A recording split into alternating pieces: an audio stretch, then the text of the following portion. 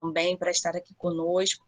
Então, é um prazer muito grande estar aqui com vocês, e a Subsecretaria de Educação se organizou e se mobilizou para proporcionar essa semana da melhor maneira possível para toda a nossa rede. Então, que vocês aproveitem bastante. Eu gostaria de estar passando para a Áurea, né, para ela estar fazendo as suas considerações. Bom dia, estão me ouvindo bem, Elise? Bom dia a todos. Eu passo aqui, né, para desejar uma excelente semana da Educação Especial.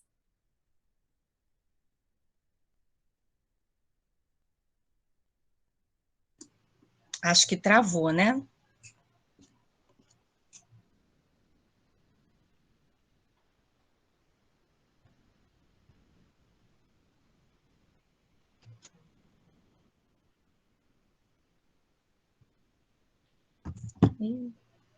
Ela caiu?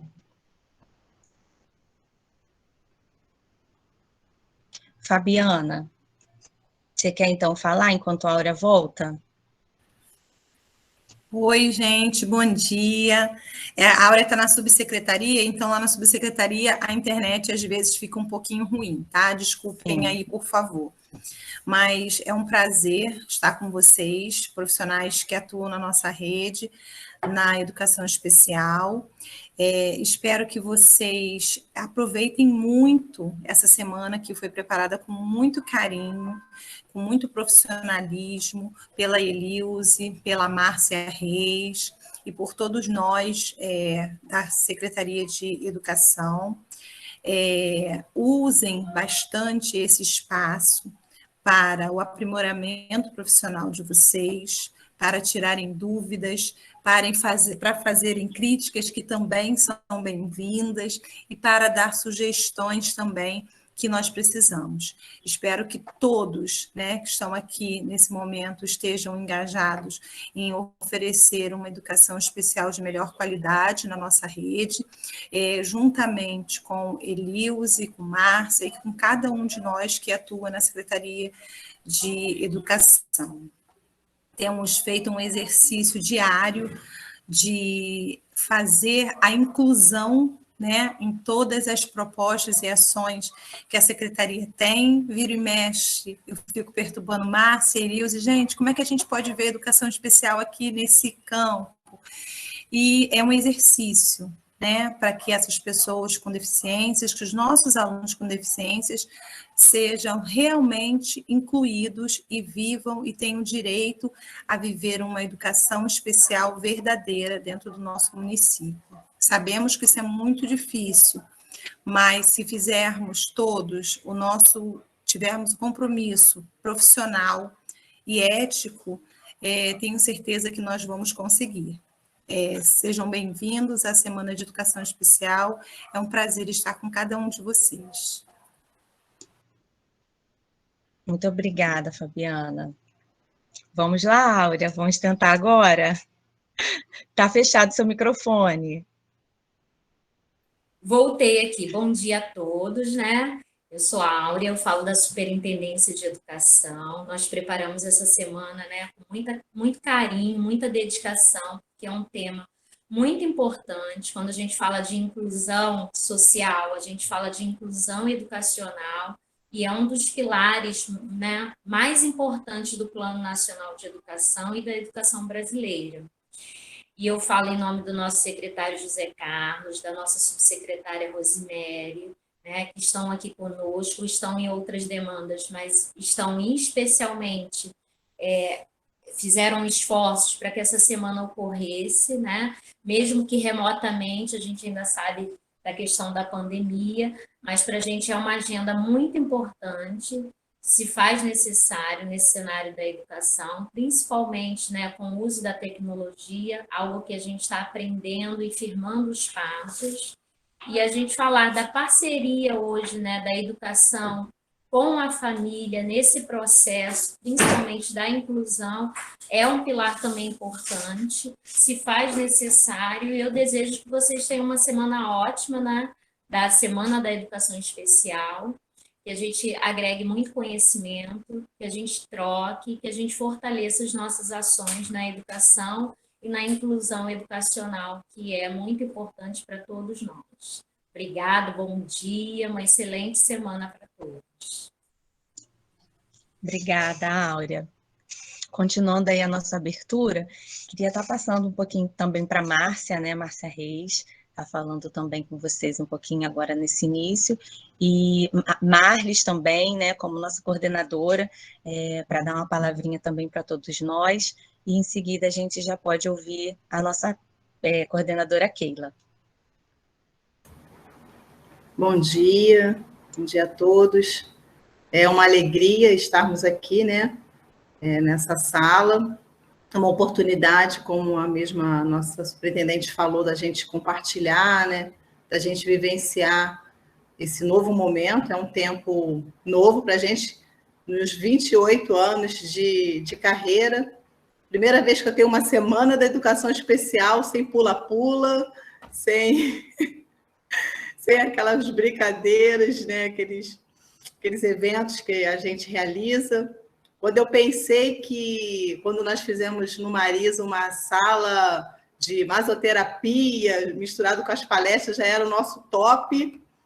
Hoje eu vejo que a gente, né, tem muito ainda que aprender, né? E estamos aqui exatamente nessa semana para isso, para realizar as nossas trocas, rever os nossos amigos. E é muito bom estar essa semana com vocês, não no pula-pula, nem no escorrego, no tobogã, mas aqui, né, sempre é bom a gente estar compartilhando. E a nossa convidada hoje, a nossa palestrante, todas elas, né, que foram convidadas com maior atenção, com maior carinho, se prontificaram a estar aqui conosco, são pessoas que têm muito para nos oferecer. Então, assim, aproveite, a gente vai estar aqui tendo, eu sei que é pouco, né, eu creio, né, 10 minutos para pergunta, mas fiquem assim, aproveitem essa semana. Um abraço, um beijo no coração de todos. Marlis.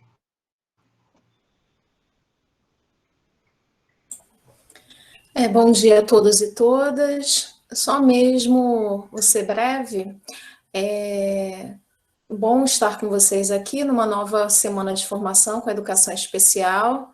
Acho que essa é a terceiro ano, né, Elisa, que estamos juntas, e que vocês aproveitem bastante, porque foi tudo pensado pela Elise com muito carinho, e tenham uma boa semana. Obrigada, Marlis. Vamos lá, não sei se a Keila já conseguiu voltar. Dia.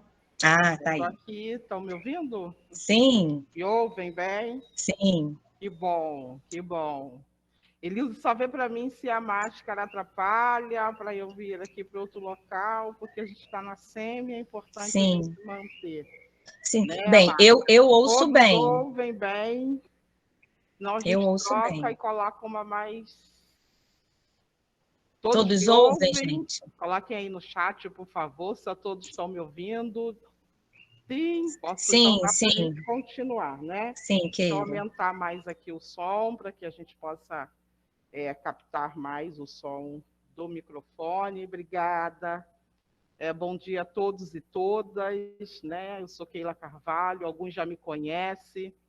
Trabalho aqui na SEMI juntamente com a Elilze e com a Márcia, acompanhando aqui a equipe da Secretaria Municipal de Educação. Estou como coordenadora de Gestão Democrática da Educação.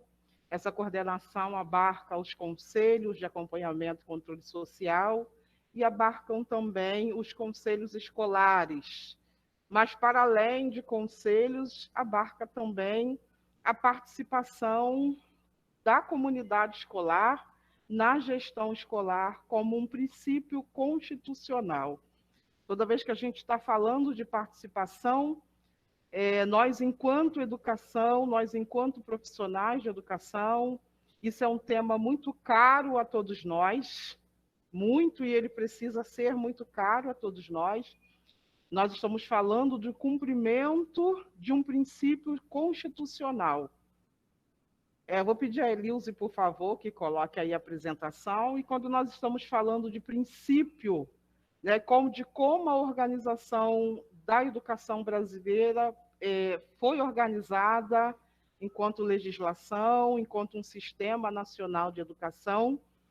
A Constituição vai nos dar aí dizendo que ela precisa ser organizada com alguns princípios, e um dos princípios é a gestão democrática, é a participação de todos nesse processo educacional, né?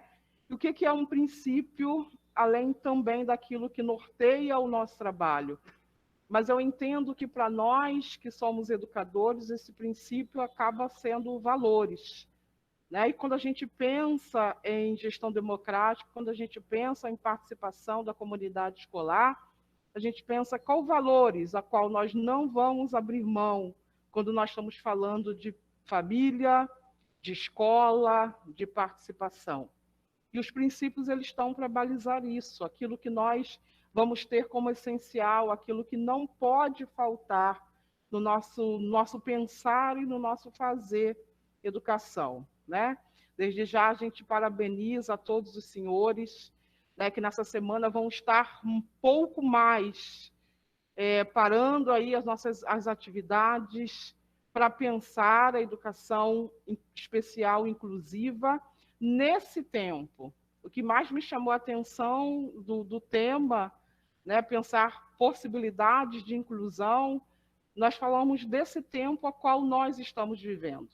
Fazer o recorte desse tempo histórico, que a partir do 20 de março do ano de 2020, nós temos um recorte histórico a qual nós estamos ainda atravessando, nós estamos numa transpandemia, atravessando um momento, um processo pandêmico ainda, mas esse é um processo histórico a nível mundial, né? E que vai impactar e que já impactou muito grandemente o nosso fazer.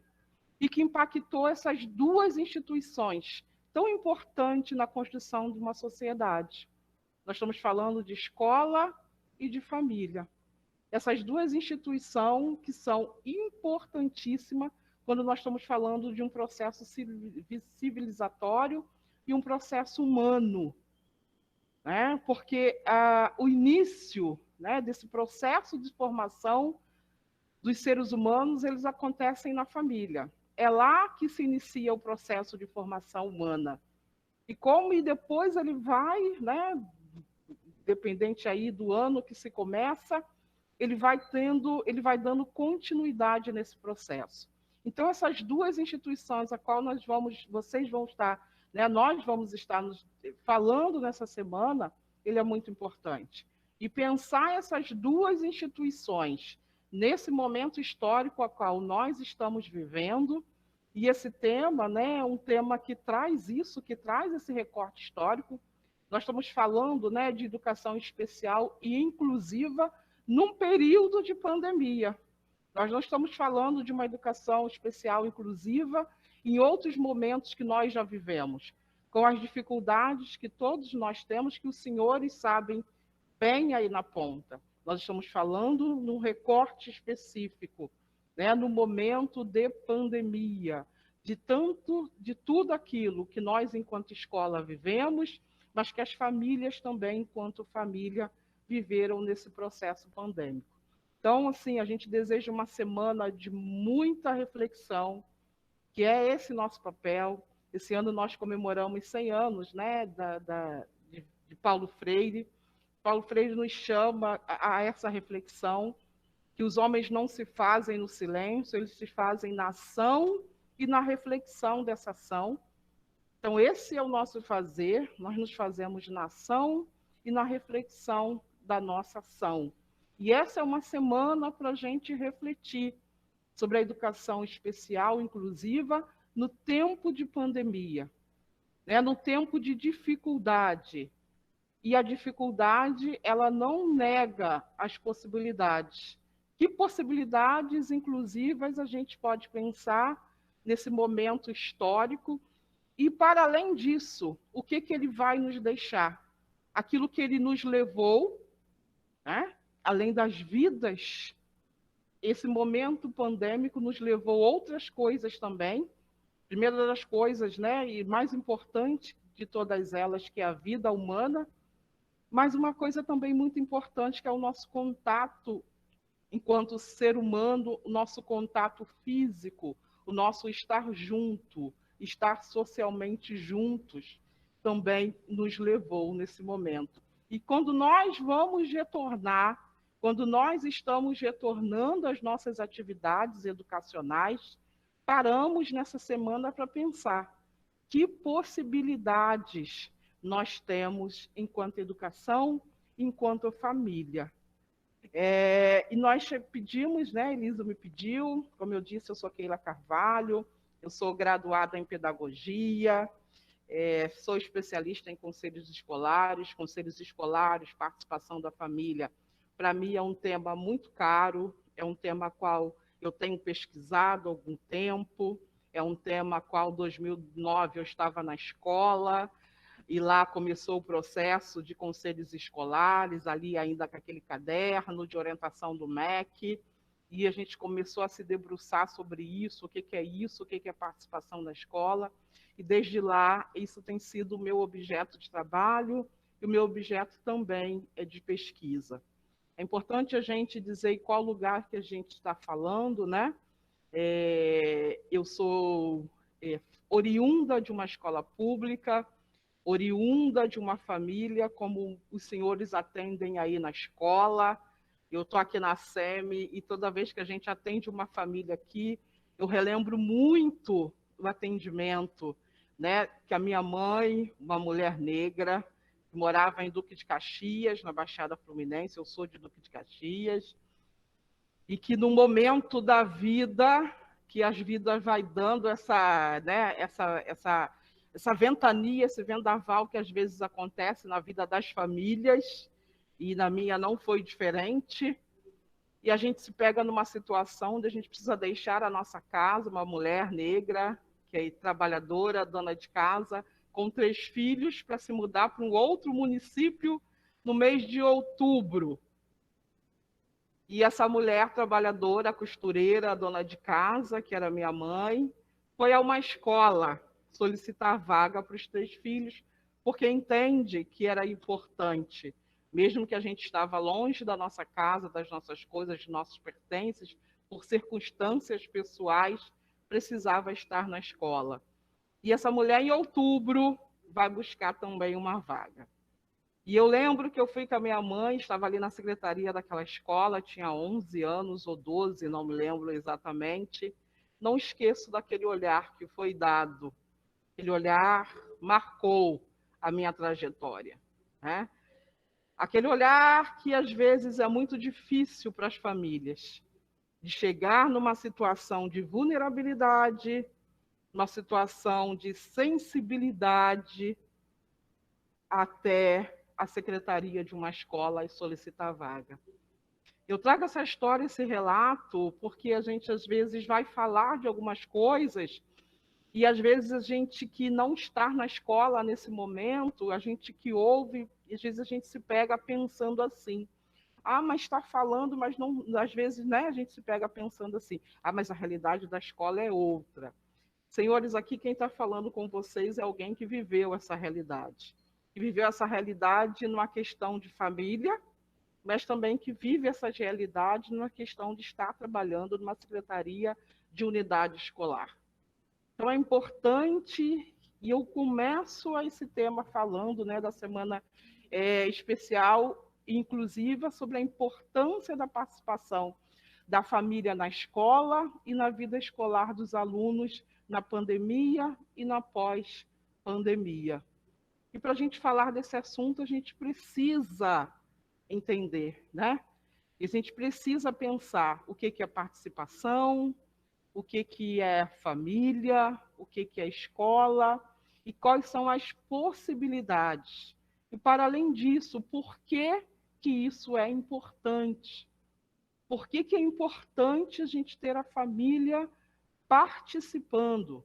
Vocês atendem, quando a gente fala de família, vocês ainda atendem um recorte mais específico ainda, e são famílias que têm filho com algum tipo de deficiência, né? A gente está falando de uma educação especial, inclusiva, uma família que ainda traz mais coisas do que aquela família qual que eu descrevi, que foi a minha família, quando chegou ali para pleitear uma vaga. E nesse momento a minha mãe teve que contar toda a história para justificar por que ela estava solicitando uma vaga em outubro. Quantas vezes na sua escola você já passou por isso? De famílias que chegam à escola e precisam justificar por que estão chegando naquele momento, por que estão chegando daquele jeito, por que estão chegando com aquela imagem, por que estão chegando com aquela necessidade. Quantas vezes, né, a gente tem nas nossas secretarias escolares, eu não sei quantos trabalham aqui em secretarias que estão participando hoje, vou dizer a vocês que vocês têm um papel fundamental quando a gente está falando de participação da família na vida escolar do aluno.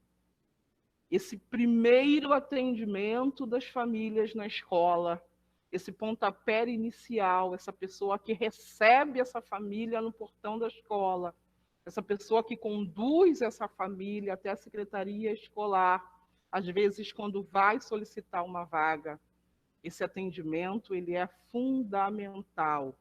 Então, você que trabalha na secretaria escolar, saiba que você tem um papel fundamental naquilo que a gente vai dizer hoje.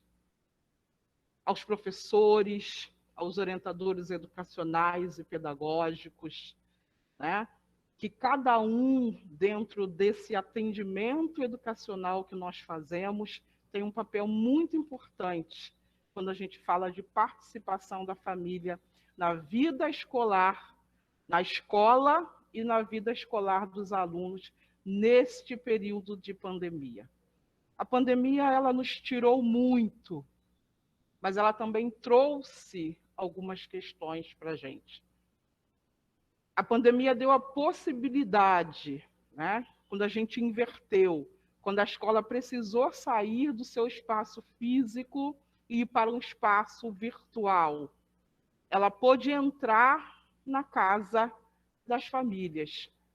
Vimos muitas coisas, coisas boas e coisas não tão boas assim.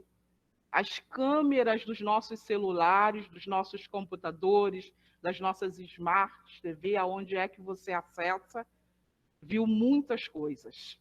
Viu a casa do aluno, viu que condições esse aluno tem para estudar, viu quem está ali, muitas das vezes, viu momentos felizes, viu momentos alegres. E o outro lado também, as famílias, não foi diferente. Viu o trabalho do professor, viu o professor, viu as atividades que são ofertadas para a aprendizagem dos alunos, entendeu mais um pouco do que é ensino e aprendizagem, entendeu que não é qualquer pessoa que faz isso, que precisa ser um profissional da educação, precisa ser um professor para fazer isso. Entendeu qual é a importância da escola. Então, foi um momento de troca, foi um momento de muita troca, de muito conhecimento. Talvez o maior momento que a gente está falando da educação brasileira de aproximação dessas duas instituições. Mesmo no momento de grande dificuldade, que era o momento de pandemia que nós estamos atravessando. Hoje nós já sabemos lidar um pouco mais com esse momento pandêmico, mas em março de 2020 nós não sabíamos, não tínhamos ideia do que o futuro nos reservava. E talvez tenha sido o maior momento do encontro dessas duas instituições. Pode passar para mim, por favor, Elilze.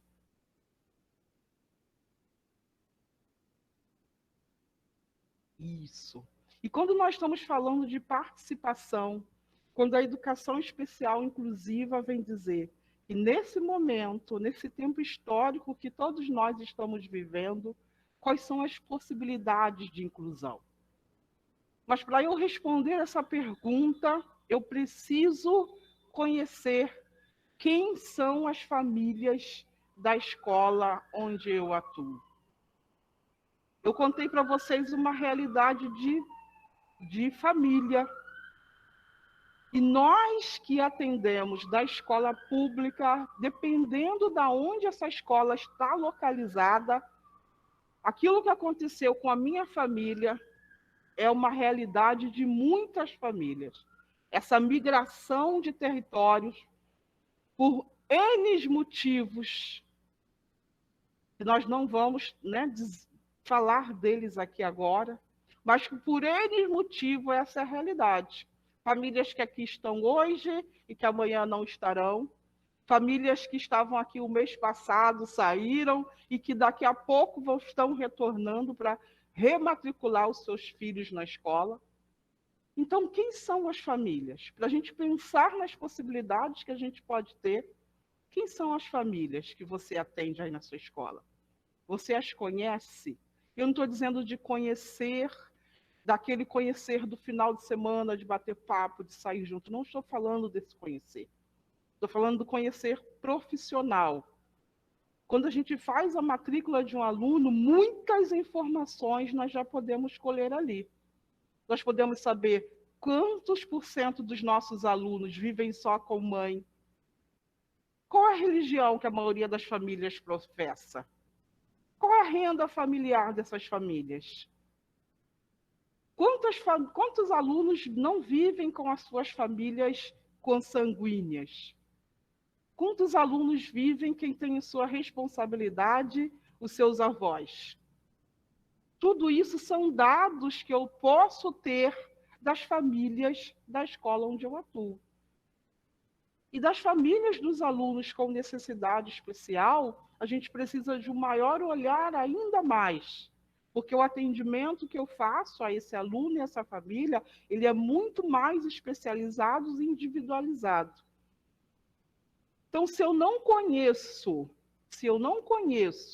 a realidade das famílias que eu atendo, eu tenho chances de fazer um planejamento que não vai dar conta da demanda daquelas famílias. E Eduardo Galeano vai dizer para a gente que a primeira condição que eu tenho para mudar uma realidade consiste em conhecê-la. Se a gente tem, muitas das vezes, esse estranhamento dessas duas instituições, se eu não conhecer quem são as minhas famílias e que realidade dessas famílias, o meu planejamento de atuação de atendimento para mudança de realidade, ele já começa com algum tipo de deficiência. Porque eu preciso conhecer. Que família é essa? Né? A gente tentou traduzir aqui nessa foto de uma escola a qual eu estava participando. Família, o teu colo é o meu abrigo. E ali tem uma multiplicidade de famílias. Que família é essa? Essa foto dessa família com essa criança, dessa mãe, foi uma atividade que nós fizemos. Nós chamamos os pais do conselho escolar. E essa mãe veio com esse bebê, veio com a bolsa do bebê, e veio com mais 2 crianças. Não é assim quando a gente chama as nossas famílias? E elas vêm, mas elas vêm como elas são. E talvez esse é o maior estranhamento que a gente tem com a escola, com as famílias. Porque às vezes nós não queremos que as famílias venham como elas são. Nós estávamos numa reunião de planejamento de plano diretor.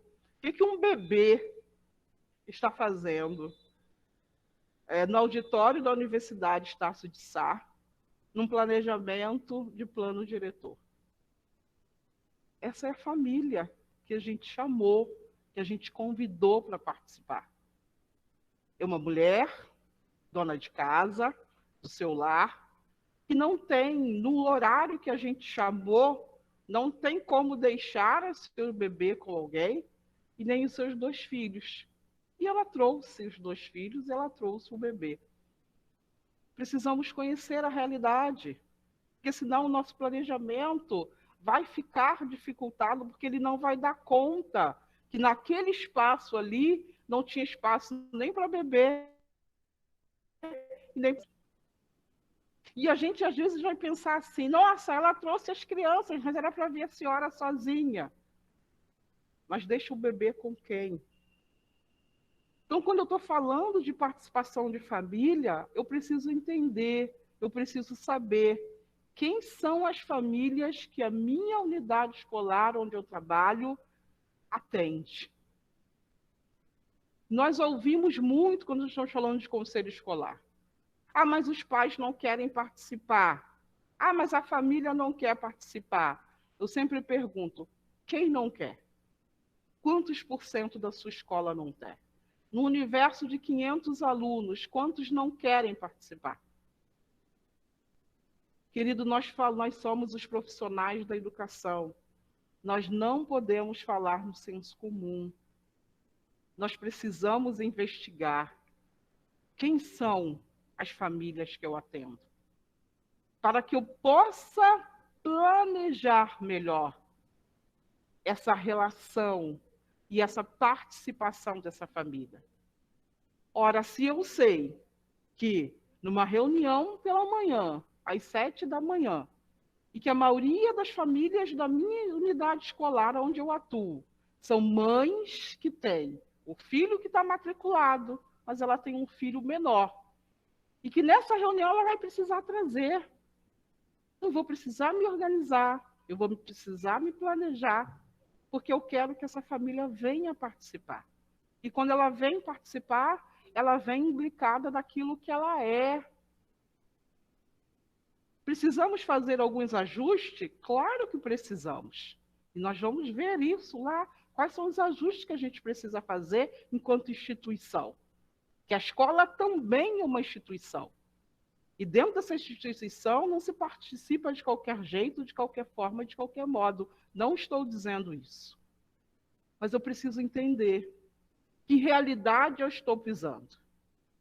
E hoje, o nosso grande desafio é ter famílias participando com a diversidade hoje de formação familiar. Nós vamos precisar ajustar o nosso planejamento. Nós vamos precisar ajustar os nossos tempos e horários para essa diversidade hoje dos arranjos familiares. Pode passar, Elilze, por favor.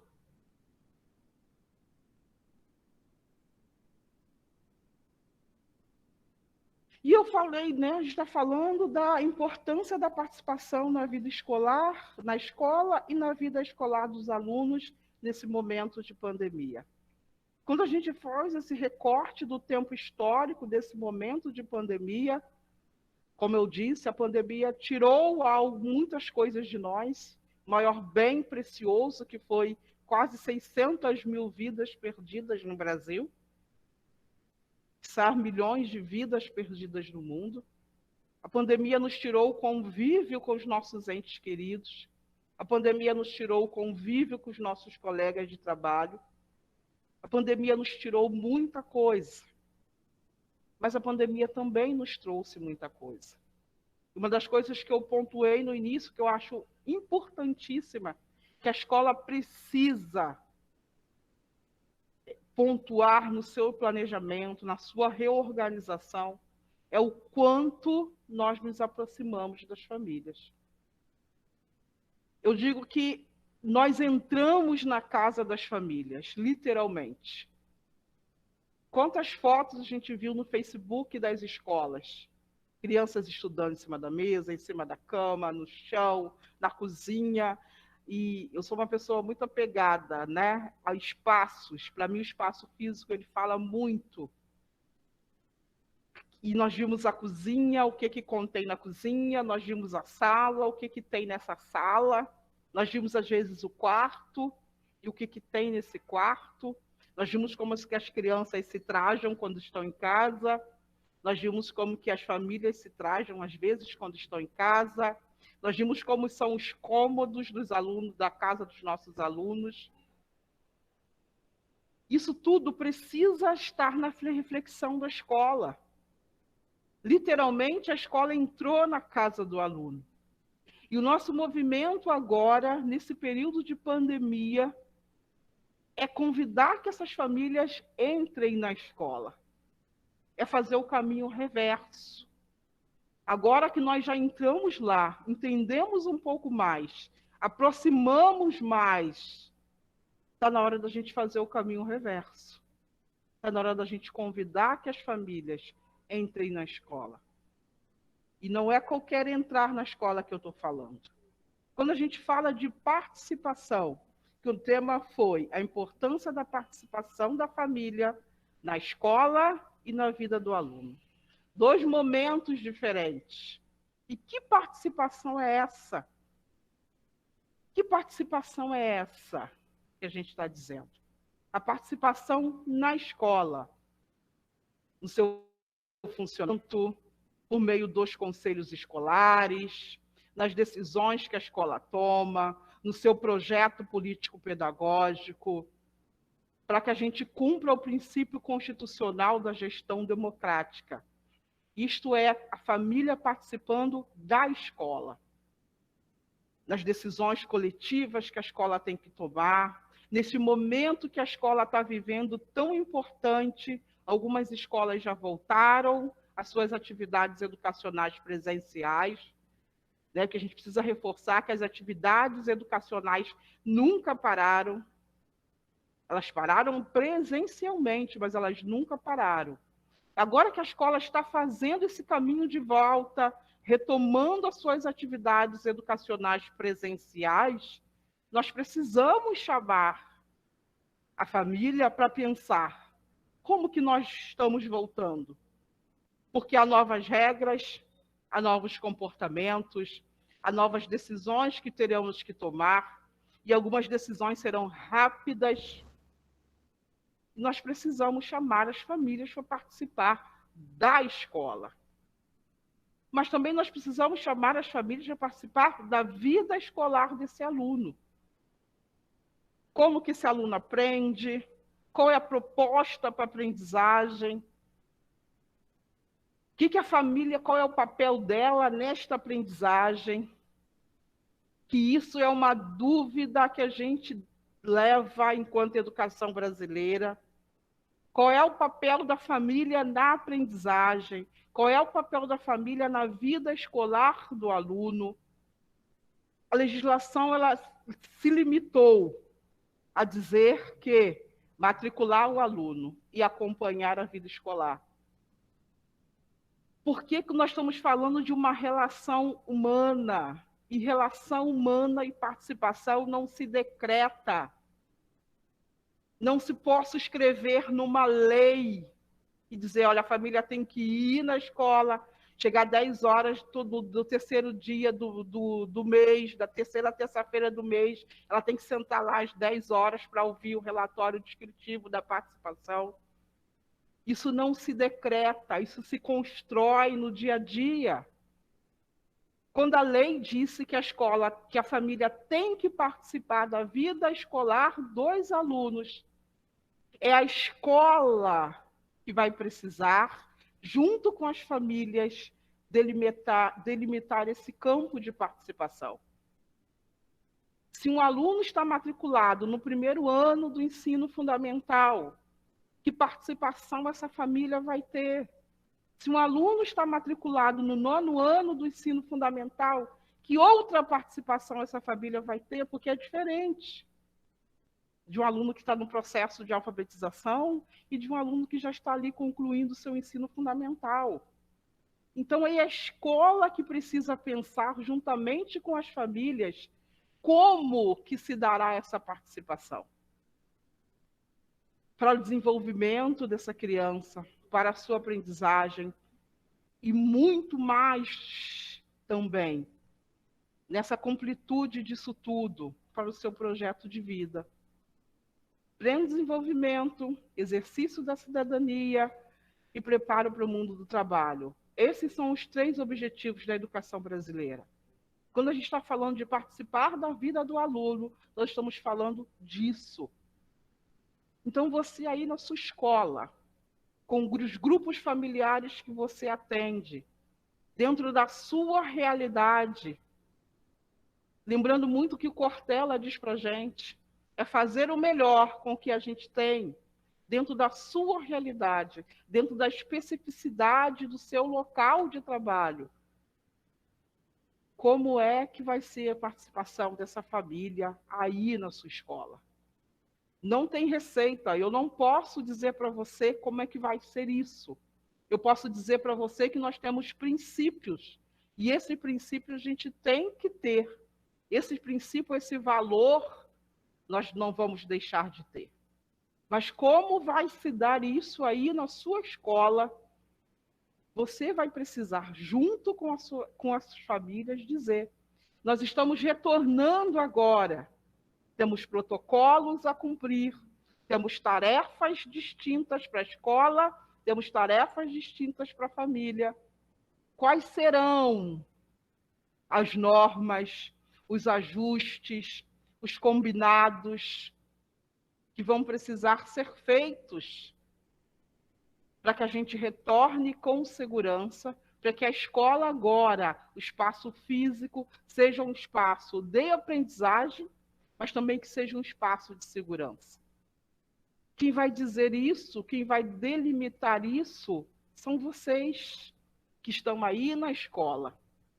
Então, quando a gente diz que a participação na vida da escola, na escola, na sua organização, no seu funcionamento, mas também participação na vida escolar dos alunos, queixa de todos nós. Se nós abríssemos esses microfones, quantas coisas cada um de vocês teriam para dizer sobre as famílias que a unidade escolar atende? E a maior das queixas dos profissionais da escola é dizer: olha, a família não quer participar. A família franqueou, delegou à escola a educação dos seus filhos. E que eu não estou dizendo só das famílias das classes mais populares. Eu estou dizendo principalmente também das famílias mais abastadas, principalmente quando elas pagam, franquearam, terceirizaram a educação dos seus filhos à escola. E esse momento tão oportuno que nós estamos vivendo, onde essas duas instituições se achegam, começam a se entender, começam a se olhar, começam a se ver com outros olhares. Quantos relatos de pais dizendo: olha, professora, a senhora está de parabéns. Olha, a escola, eu não sei como é que vocês conseguem com 30, porque eu estou com 1, não consigo. Como que os olhares foram mudando? Como que essas duas instituições, nesse momento que precisaram se aproximar, nesse momento que esse professor precisou dialogar mais com esse pai, e que esse pai precisou mais dialogar com esse professor, para entender que tarefa era essa, o que estava vindo para o dever de casa, o que ele precisava fazer. Também tem aqueles que nada dialogaram, que nada quiseram, mas nós estamos falando daqueles que se aproximaram. Como que a escola ganhou com isso? Nos vimos nas nossas mazelas, porque no ideário da escola não existe escola perfeita, não existe escola sem problema. Talvez o nosso grande medo era dizer: olha, o pai não pode entrar aqui porque ele vai ver que a parede não foi pintada. Olha, o pai não pode entrar aqui porque ele vai ver que a gente está com problema lá na porta do banheiro. Não existe escola perfeita, senhores e senhoras. Como também não existe famílias perfeitas. E talvez esse é o medo da escola. Que no nosso ideário, ainda, a gente pensa naquela família perfeita, e às vezes também a gente quer mostrar às famílias uma escola perfeita.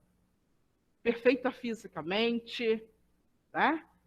Perfeita com espaços. E não tem escola perfeita. Tem escola construída a muitas mãos. E quando a gente está falando de participação de escola e de família, nós estamos falando de relações humanas. As relações que o mercado faz São relações que eu vou pesquisar do outro sem o outro. Porque a minha relação com o outro é uma relação de consumo e, às vezes, é uma relação de poder. Eu quero vender a minha marca, eu quero vender o meu produto. Então, eu vou ouvir as famílias, as pessoas, com as pesquisas que o mercado faz, para eu saber como que eu tenho que lucrar mais, o que eu tenho que fazer para que esse sujeito compre o produto que eu estou vendendo. É assim que é a lógica do mercado para conhecer o público que ele vai atender.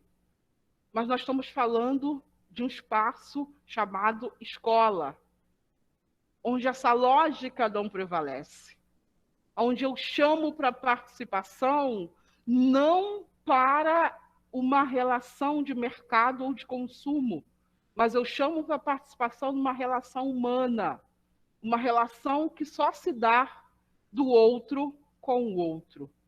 Nós não planejamos sobre o outro sem o outro. Nós precisamos planejar sobre o outro com o outro. Porque é nesse encontro com o outro é que o meu planejamento vai ser refinado. E aí também, em escola, a gente chama um alerta. Quando eu tenho os dados que eu conheço quem é a minha família, não é para menosprezá-lo. Não é para diminuí-lo. Era para pensar que com esses dados que eu tenho, com a realidade que eu conheço, como é que eu planejo o meu atendimento? Nós precisamos nos atentar muito a isso. Quem fala com vocês é uma pessoa que foi para a escola para comer, porque não tinha o alimento em casa. E isso é uma das grandes questões que a gente tem hoje, que a gente ouve hoje. Vem para a escola para comer, sim. Se eu sei que esses dados, o que eu preciso fazer é fornecer uma alimentação melhor possível. Os dados que eu colho da minha família, das famílias que eu atendo, não é para menosprezá-lo, não é para diminuí-la. É para melhorar o meu atendimento a elas. Nós somos os profissionais da educação. Somos os profissionais da educação. Nós somos os especialistas em planejamento. Nós somos os especialistas em intervenções pedagógicas. E os dados que nós precisamos ter das nossas famílias é para qualificar o nosso trabalho. Pode passar, Elisa. E, por favor, Constituição de 88, texto áureo da Constituição. Educação, direito de todos, dever do Estado e da família. O dever do Estado está muito bem delimitado nas leis. LDB, artigo 12, 13, 14, está ali. Qual é a incumbência da escola, qual é a incumbência do professor, o que a escola tem que fazer, o que o professor tem que fazer, o que o município tem que fazer, o que o sistema de ensino tem que fazer. Mas qual é o dever da família? E aí a gente vai para a relação humana. E a gente vai precisar dizer qual é o dever da família com a vida escolar dos alunos, que ele é diferente do dever da escola. Toda vez que a gente ouve a palavra dever, direito, desculpa, a gente vai dizer que vai ser o dever de alguém. E quando a gente escreveu o texto da Constituição, nós dissemos nesse texto que a educação é o direito de todos. E para que esse direito de todos à educação pudesse ser cumprido, alguém ia ter que ter o dever de cumprir. E esse alguém é o Estado. Quando a gente está falando de Estado, a gente está falando da escola. E esse dever é da família. A escola tem um dever específico. E a família também tem um dever específico. E nós precisamos fazer esse limite. Qual é o dever de cada um disso? Esse limite é que às vezes a gente não faz. Precisamos dizer qual é o limite de cada um. Isso não é uma relação, muitas das vezes, simétrica. Isso é uma relação assimétrica, porque os deveres são diferentes. Quando a gente fala de família, de uma casa, né, o Estatuto da Criança e do Adolescente diz que a criança e o adolescente ela tem os direitos, mesmo como uma pessoa em desenvolvimento. Mas quando a gente está falando de uma família, o dever do pai ele é diferente do dever do filho dentro da família. E é nessa assimetria de deveres é que a gente precisa pensar escola e família. A escola, nesse momento de pandemia, novos desafios, novas regras, novas inclusões, com máscara, sem máscara, vocês atendem um público peculiar e essas novas regras impactam diretamente no atendimento de vocês. O que foi positivo nesse momento? Entrou na casa das famílias, olhou as famílias, as entendeu, viu as famílias e as suas necessidades. A família, mais dificuldades. Estamos vivendo tempos com mais dificuldades. Aquelas dificuldades que nós tínhamos antes, elas estão retornando para as famílias. As famílias estão vivendo um momento de sobrevivência. Novos arranjos. Quem vai estar retornando para a unidade escolar?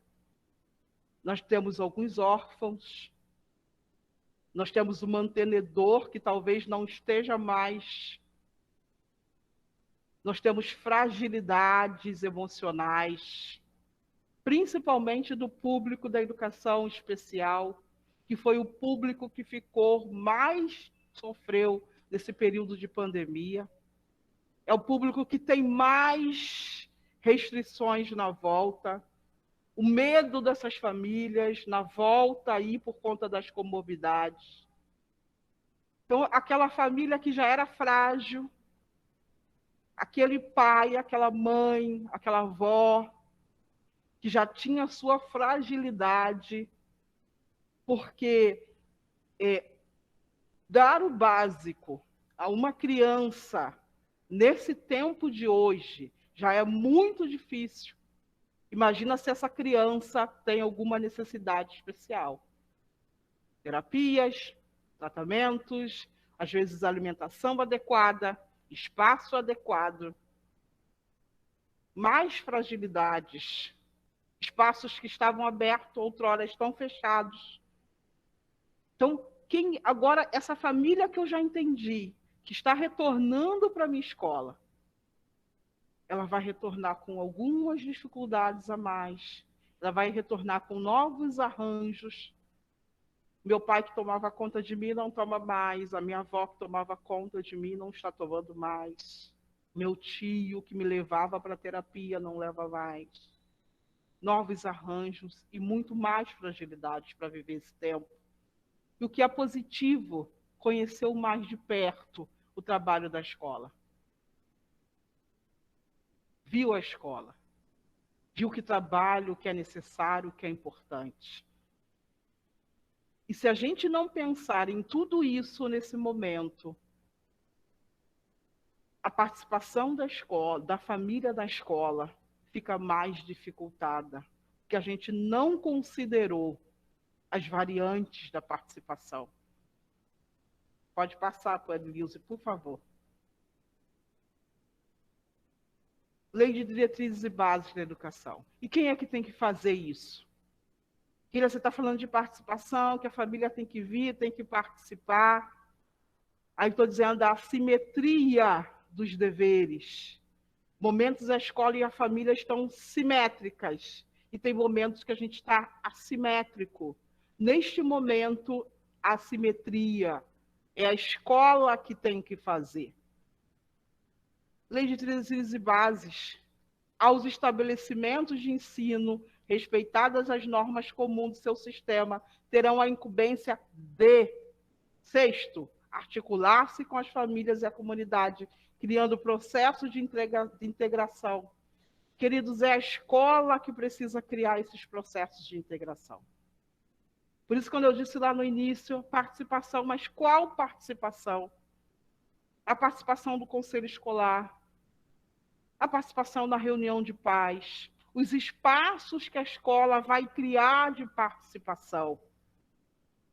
Não se participa de qualquer jeito, não estou falando, não comungo dessa ideia de portão da escola aberto, agora muito menos, e lá se entre qualquer pessoa, de qualquer jeito, de qualquer hora, quero falar com a diretora, quero falar com a professora. Não estou falando disso. Mas que momentos que a escola vai ter de participação? Quem tem que organizar isso é a escola. Vai ser toda terça-feira do mês, às 10 horas? Vai ser como? Na reunião de pais, que espaço eu tenho para ouvir essa família? Na reunião do conselho escolar, que outro espaço eu tenho? Eu tenho lá uma caixinha de sugestões, de reclamações.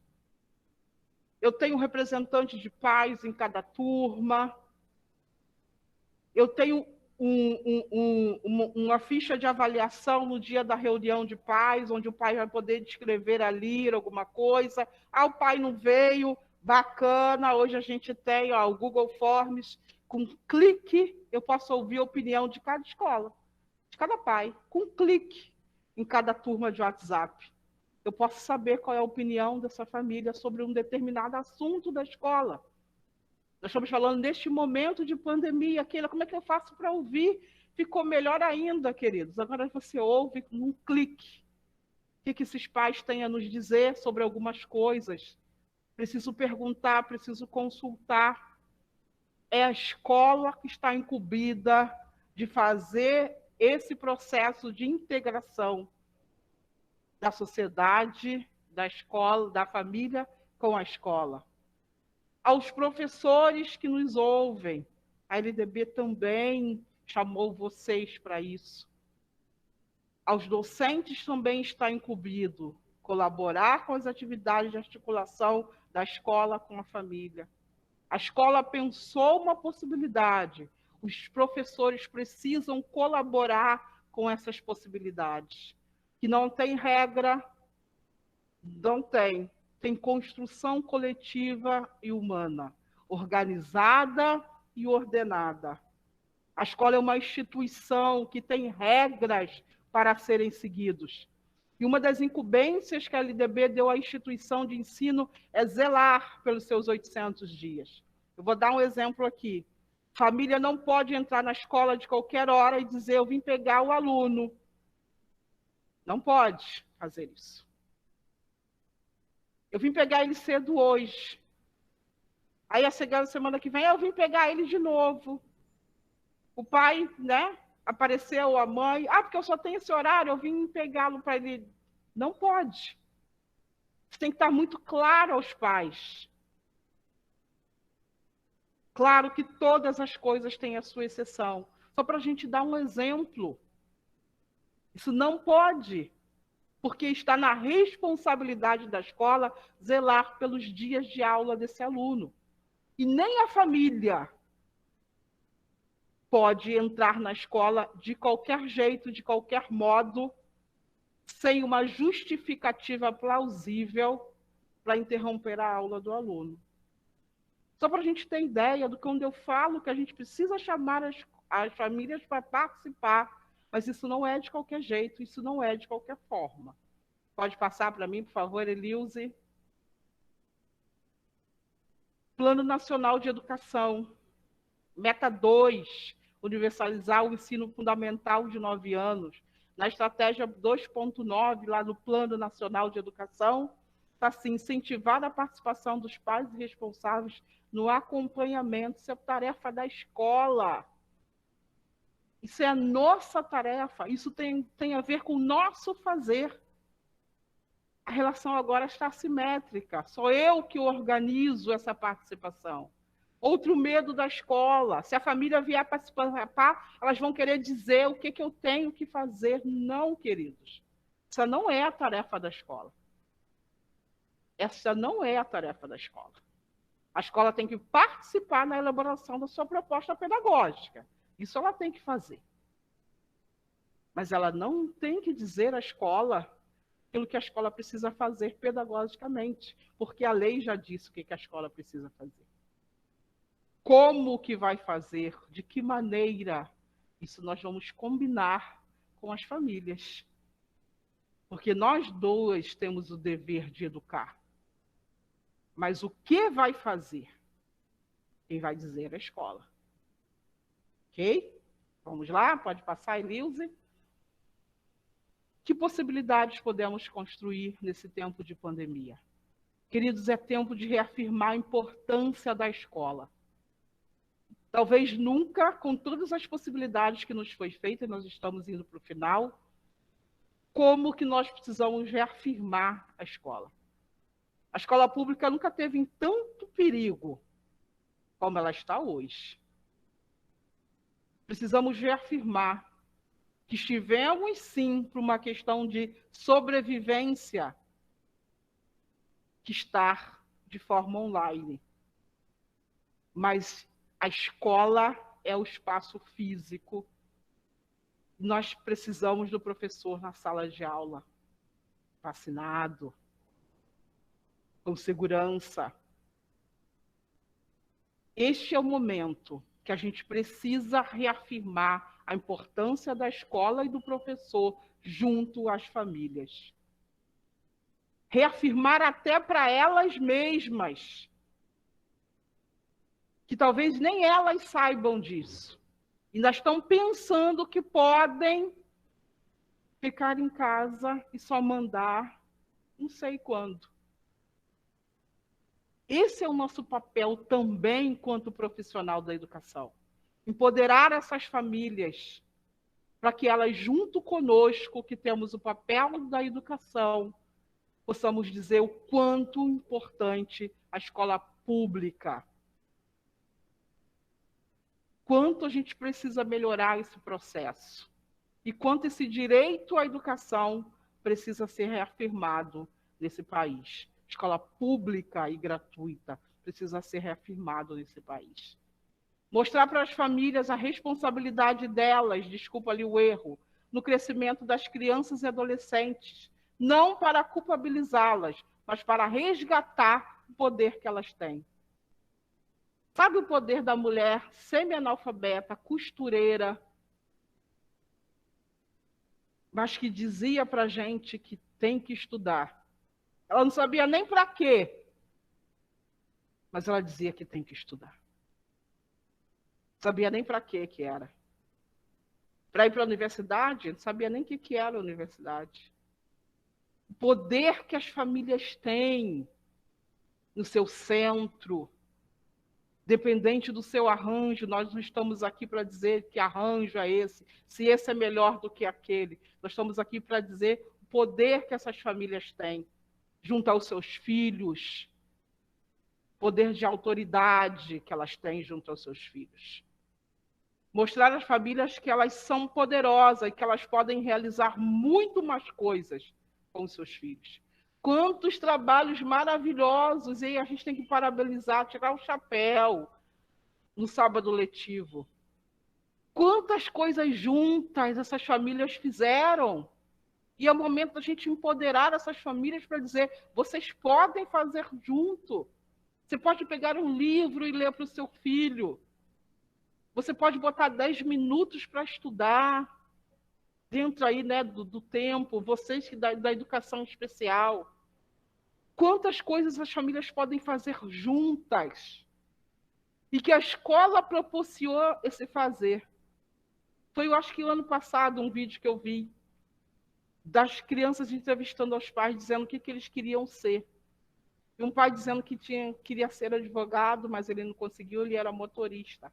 Quantas coisas a escola fez e que as famílias puderam sentir que podem fazer junto com os filhos. Esse é o momento da gente empoderar as nossas famílias. Acompanhar e participar Para quê? Para que elas possam acompanhar e participar da vida escolar. Ajudar os filhos e filhas na construção dos seus projetos de vida. É isso que nós precisamos ajudar as nossas famílias a fazer. Projetos de vida. Isso está lá na BNCC. As nossas crianças estão sem projeto. O projeto hoje é sobreviver.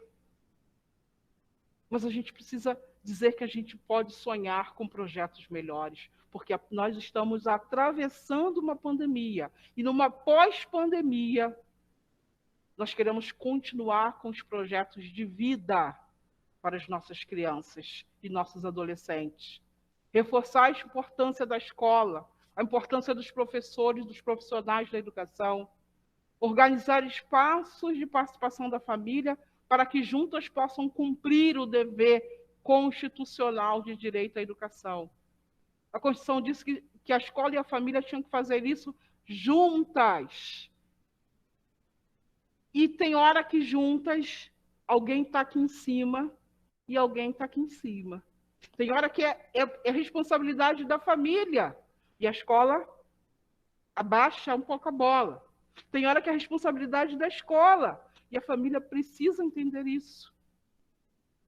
Às vezes a escola toma o lugar da família para resolver coisas que não lhe cabe resolver.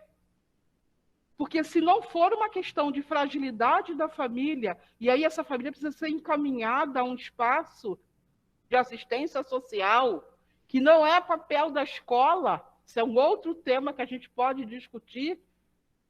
Não é papel da escola, embora a escola seja um espaço, a escola é uma ponte que liga o ser humano, o sujeito, aos outros direitos que ele tem. Mas ele não faz os outros direitos, ele faz o dele. E às vezes a escola toma para si essa decisão. Nessa relação assimétrica, tem hora que é a família que tem que resolver, não é a escola. A escola tem procedimentos que ela precisa ter e fazer. Mas quem vai resolver esse problema é a família, porque isso é uma questão da família, e não é questão da escola. Ele atravessa o fazer da escola, mas ele não é responsabilidade da escola. E a gente precisa delimitar isso. Pode passar, por favor, Elilze? É isso. 100 anos de Paulo Freire, esse homem, esse educador que nos ensina, nos inspira a fazer uma educação com o outro, a partir do outro. Paulo Freire nos chama para fazer uma educação não somente para o outro, mas com o outro e a partir do outro. E a nossa educação ela precisa ser assim, para contemplar as famílias que participam das nossas escolas. Não é que a família vai nos dizer o que nós temos que fazer, porque nós somos os profissionais, os especialistas. Mas eu preciso, a partir deles, com eles, elaborar estratégias e planos para melhor atendê-los. Paulo Freire nos chamou a isso. Não posso pensar a escola se não for a partir do outro, se não for a partir de quem eu educo. E ele tem que vir comigo, dentro da sua experiência, do seu saber, daquilo que ele entende, para construir essa escola que a gente sonha e que a gente quer. E nesse conclave mesmo de Paulo Freire, parece que ele está nos conclamando para esse tempo. Dizer que tudo que a gente puder fazer, a gente, a escola, aquela que a LDB disse que somos nós que temos que fazer, no sentido de convocar os que vivem em torno da escola e dentro da escola, no sentido de participarem, de tomarem o destino da escola na mão também. Esse é o tempo que nós estamos vivendo, para que a gente chame essas famílias, para que junto conosco, atendendo o princípio da constitucionais, podemos planejar a educação e ofertar a educação como direito de todas e todas. Família, escola, conexão de sucesso.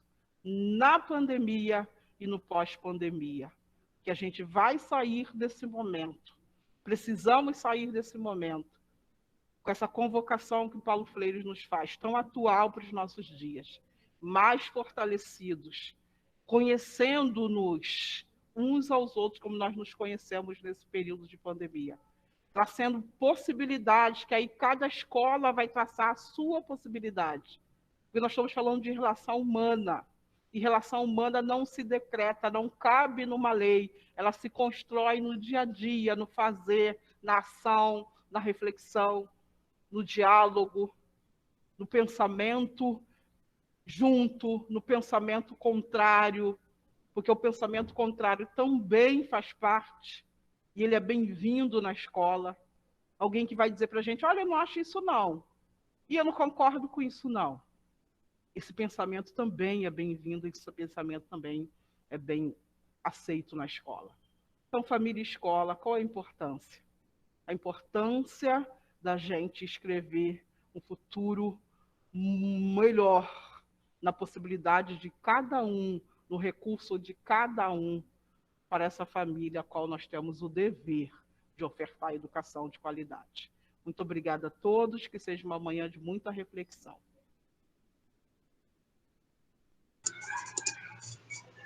Keila, nós que agradecemos, né, a sua brilhante participação, como sempre. Eu falei com a Márcia, né? Keila é uma pessoa que a gente não se cansa de ouvir, né? E quanto mais a gente ouve, mais a gente quer ouvir, porque a gente vai aprendendo muito.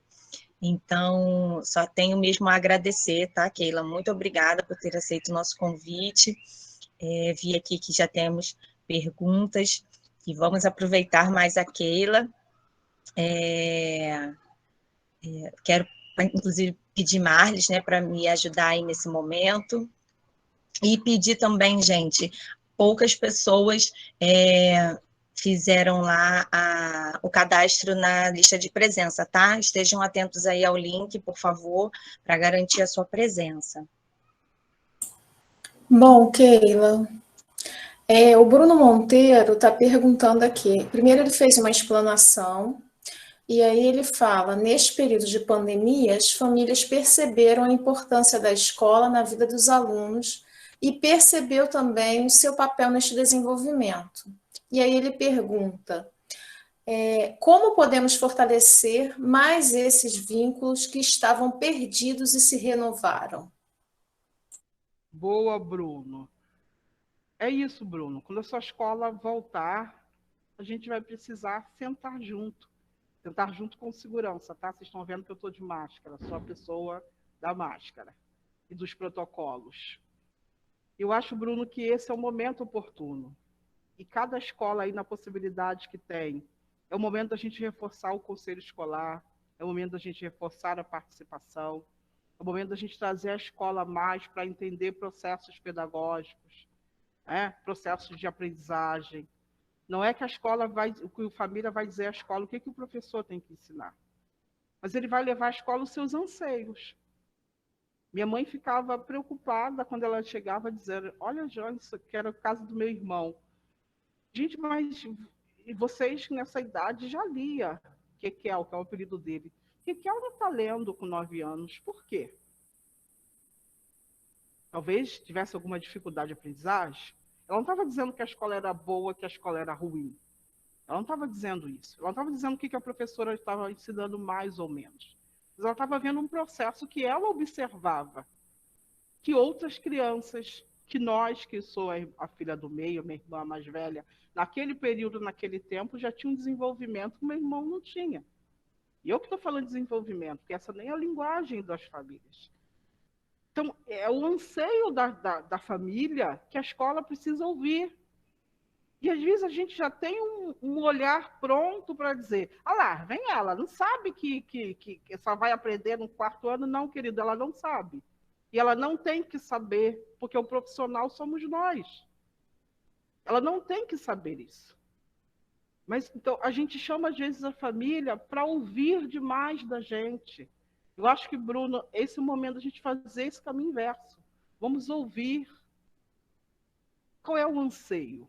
Eu, enquanto profissional da educação, preciso pegar esse anseio e transformar numa proposta pedagógica. Esse é o nosso trabalho.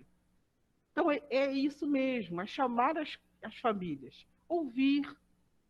Né? Eu posso ter um pai representante de turma, onde ele vai fazer isso e vai trazendo para a escola. Olha só, gente, os pais estão reclamando, sei lá, que o ônibus está demorando, né? Então, eu preciso dar um jeito de ouvir. Acho que a gente fala muito. A gente tem muita coisa, às vezes, para despejar nas famílias. E hoje nós vivemos um momento de tempos preciosos. Eu não posso tirar um pai de um trabalho ou de um serviço para chamá-lo na escola, para chegar lá e ele decidir que cor que a escola vai ser pintada. Isso não muda nada.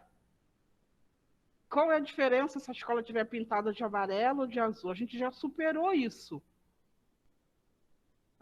Eu não posso pegar hoje um pai ou uma mãe que está ali na lida, mesmo aquela mulher que é trabalhadora do lar, que está ali nas tarefas do dia a dia, tirá-la para vir para a escola só para ouvir um monte de coisa e ir para casa. E aquilo não fazer sentido para ela. Nós precisamos aproximar as nossas falas. Eu não sei se é sócio-interativista, se é... O pai não tem que saber disso. Mas eu gosto muito de ouvir relato dos pais em reuniões. E um relato de uma escola que eu moro no Rio, e eu fiz lá uma pré-matrícula que a mãe não sabia. Depois ela veio me dizer toda feliz que tinha acontecido a vaga, que ela foi na escola e que ela adorou a escola. E ela me relatou, olha só, agora a Rafaela vai aprender com projetos. Todo mês ela vai ter um projeto. Ela não estava me dizendo que proposta pedagógica, o nome, mas ela entendeu qual era o plano de trabalho daquela escola, sem conceituá-lo. É isso que a gente precisa entender. Se eu matriculei o meu filho no primeiro ano do ensino fundamental, o que ele vai aprender para que eu possa acompanhar? Olha, ele vai aprender a fazer conta demais. E se ele não aprendeu ainda? Nós estamos em agosto. O que eu faço? Eu vou lá na escola e dizer, olha, professor, o senhor disse que ele ia aprender a fazer conta demais, ele ainda não sabe fazer conta demais. É nesse envolvimento que a gente está querendo dizer.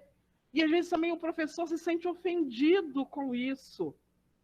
A escola se sente ofendida com isso, como se os pais quisessem, muitas das vezes, dizer à escola aquilo que ela tem que fazer. Isso não é responsabilidade dos pais. Os pais não têm que dizer à escola o que a escola tem que fazer, porque a legislação já diz. A legislação federal, municipal, a proposta, a orientação da secretaria já disse o que a escola tem que fazer. Mas o pai pode avaliar se isso está sendo feito ou não. Então, é aproveitar. Tá? Todos vão participar? Claro que não, né, gente? Todos estão participando hoje? Né? Não vão participar por N motivos. Quantas pessoas queriam estar aqui participando hoje e que não podem? Estão em outro município dando aula. Então, essa ideia que a gente também tem, que todo mundo vai querer participar, e também não querer participar é um direito. Tanto eu querer participar é um direito, como eu também não querer participar é um direito. Agora, todos vão participar? Claro que não vão.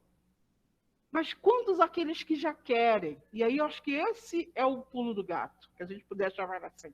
Quantos que já querem, que não queriam, mas agora entenderam, estão sedentos para saber mais sobre a educação? Começa com esses. Começam com esses que já querem, que já se interessam, que querem participar. E por meio desses a gente vai contagiando os outros. E deixa que o pai seja mobilizador de outro pai. A gente precisa pegar essas pessoas que já estão aqui participando para que sejam mobilizadores de outros pais. Eu vim de uma escola que a gente tinha um problema sério na entrada do portão. Quando a gente começou a trabalhar com esses pais, eu vou dizer, olha só, quem tem que abordar lá a questão da confusão do portão na hora da saída das crianças que atrapalha, são vocês. Porque são quem fica fazendo confusão lá e que demora a entrada e a saída, não somos nós, profissionais de educação, são vocês. Então, por favor, vocês se organizem. Porque a gente quer fazer aquilo que é dever do outro fazer. A gente quer fazer aquilo que é dever. Eu não vou... Às vezes é o funcionário que tem que se dispor na porta da escola. Falando de uma coisa simples, tá? E a gente chamou os pais de representantes, mas olha só, está ficando muito bagunçado. Por favor, nos ajude a mobilizar os outros para que a gente possa ter uma entrada, uma saída com mais segurança para os alunos. Então, eu acho que é isso, Bruno, tá? É chamar esses que já querem, que já estão participando. E esses serem os mobilizadores dos outros. Nosso trabalho é um trabalho de formiguinha.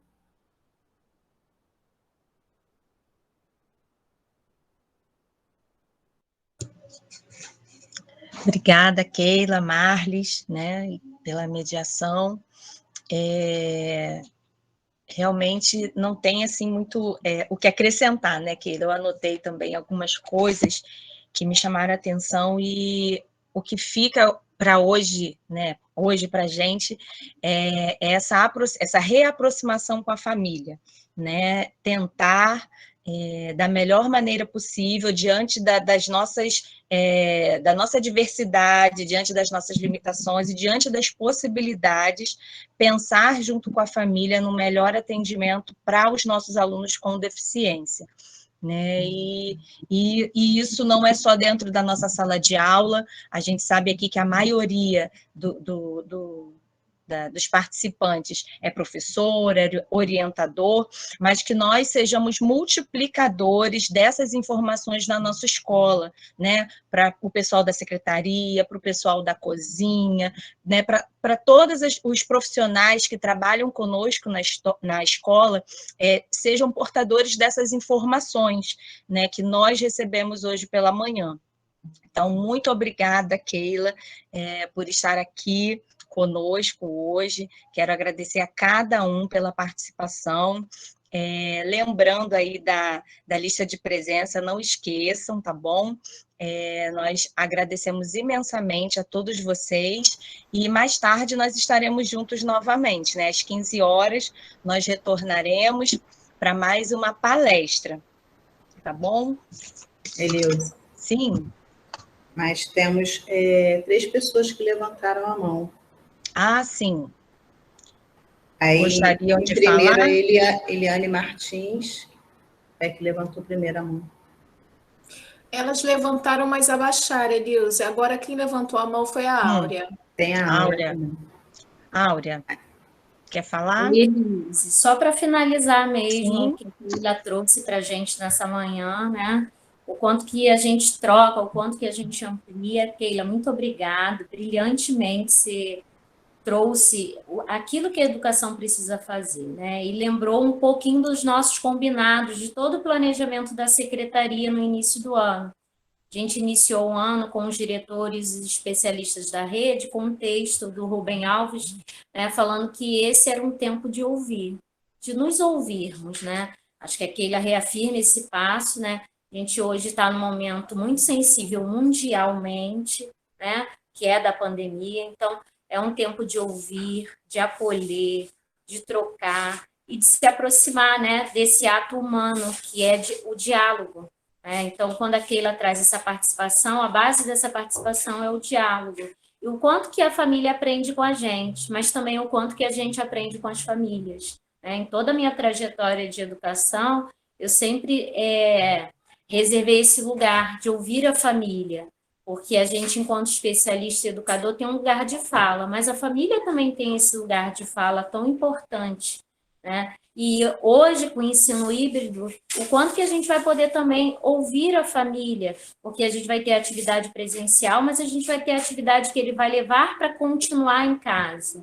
Então, fazer esse exercício, ele tomou um sentido muito grande na educação, da gente se ouvir, da gente dialogar e da gente participar. E muitas das vezes, né, gente, nesse lugar de especialista, né, da educação, a gente tem as nossas propostas estruturadas, né, bem planejadas, mas ao ouvir, a gente amplia, refina e melhora muito mais o nosso fazer. Então, assim, parabéns, é um tema que a gente estava precisando, né, pontuar. Keila traz essa fala muito pertinente, eu também ficaria aqui horas ouvindo Keila. Parabéns, Elivos e Márcia, por todo esse planejamento, né, para uma semana dessa acontecer, o quanto que a gente faz aquilo que às vezes as pessoas não veem, né, mas a educação faz tão bem que eu falo, que é planejar para sair assim tão redondo como essa manhã. Parabéns, gente, e convido a todos, né, a fazer essa participação com as famílias, esse ouvir, essa acolhida, porque o tempo é de tudo isso. Bom dia e boa semana a todos. Foi maravilhoso a manhã de hoje. Obrigada pela participação, pelo convite, Elilze. Desculpa que eu trouxe a minha experiência. A gente precisa se ver. Porque às vezes a gente está no lugar de profissional da educação, mas nós também somos família. Verdade. As nossas famílias também são assim, né? Sim. Eu também sou uma mulher negra, trabalhadora, dependo de um salário para trabalhar, também sou da classe trabalhadora. E às vezes a gente, como especialista, como a Áurea falou, a gente se coloca em outro lugar, quando não é outro lugar, é o mesmo lugar. Né? O mesmo lugar da mãe que está lá hoje, que saiu cedo para fazer a faxina. Quantas de nós, mulheres, eu não tenho filhos, mas quantas de nós, vocês professores, diretores, também saíram cedo e deixou os seus filhos ao cuidado de outros? Né? Então, eu acho que quando a gente chama também, a gente vai chamar um momento como o diretor da escola, que eu gosto muito da questão de autoridades. A gente está perdendo isso por conta de não, porque aqui a gente é democrático. Não, querido. A democracia tem muita autoridade. Por isso que é um processo democrático, senão ele não daria certo. Né? Se a gente achasse que cada um pode fazer o que quer na hora que quer, a democracia nem daria certo. A democracia é lugar de autoridade.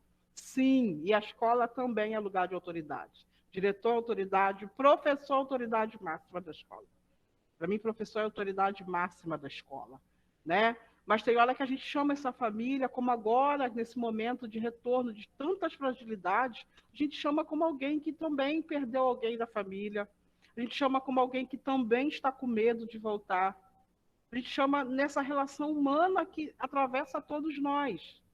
E tem hora que eu vou chamar essa mãe para dizer para ela que eu sou especialista, que eu tenho especialização em educação especial. Às vezes a escola também se amedronta de dizer quem ela é. Eu apresentaria a equipe da minha escola como especialista, não está falando com qualquer pessoa. Aquele artigo lá do Código Penal ainda está em voga de que desacatar funcionário público é crime. Isso não saiu do Código Penal. Tá? Só para a gente colocar as coisas nos lugares. Quando eu digo de participação, eu digo de participação de uma forma organizada. Ninguém está dizendo aqui que a escola tem que ficar... E, senhores, por favor, estamos numa pandemia. Para ir à escola, tem que agendar. Nós estamos numa pandemia. Se eu posso ouvir pelo Google Meet, melhor ainda. O que eu não posso deixar é de não ouvir. Mas qual é o momento que eu estou falando como uma mulher trabalhadora?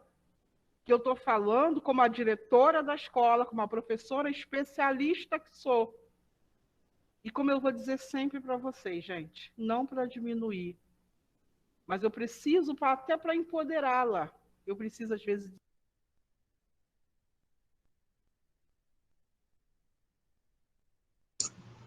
Keila, seu microfone está fechado. Desculpa. Eu não falo com ninguém que chega à escola com falta de respeito. Ele não será atendido.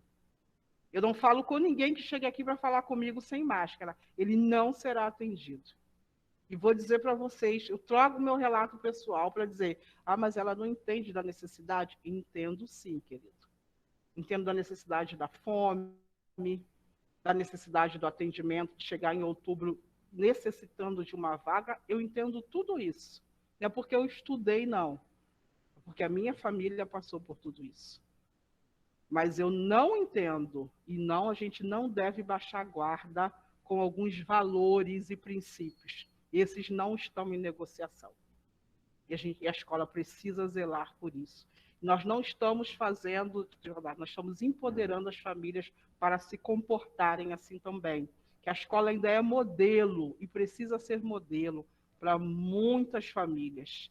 E a gente vai dizer para essas famílias que é assim que precisa se comportar. Não é não. Tá? Tem horário, tem forma, tem regras. E não, a escola não é esse espaço de que a gente chega de qualquer jeito, de qualquer forma. Também está na hora da escola se empoderar disso, para que ela possa empoderar suas famílias, que ali também as representam. Muito obrigada, é uma honra poder falar com todos vocês, é uma honra a qual a gente aprende também todo dia. Estamos à disposição, a coordenadoria, nós estamos no momento de fortalecimento dos conselhos escolares.